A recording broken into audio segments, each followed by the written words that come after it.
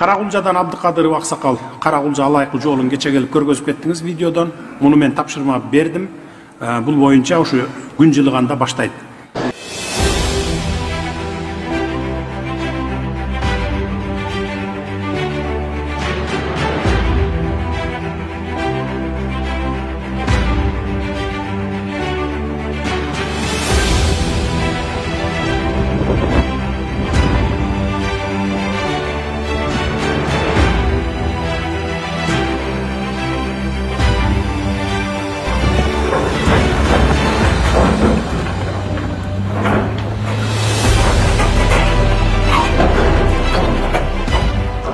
Эми мына биздин жерибиз мына райондон жакын эле жерде турабыз. 54 километр Карагулжадан ушерге чейин.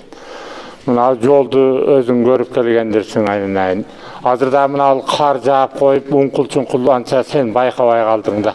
Ама кар жок болгондо көрөт элең, бир жанагы бомба түшкөн жерде эле да.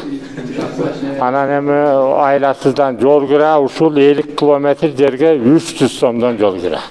Барып келиш, бир киши жөн барып келсең 600 сом менен барып келесиң. Анан эми бир кишине мына дебусеулар аракет кылып аткансы, мына айылдын ичиксине асфальт болот 3 километр. Анан нар жагы ошо көпүрөгө чейин келип калат экен деген кабарды угуп коюп эле сүйүнүп коюп турабыз. Эми сенин иштеген ишиңи немеден телевизордон немеден көрүп атабыз да.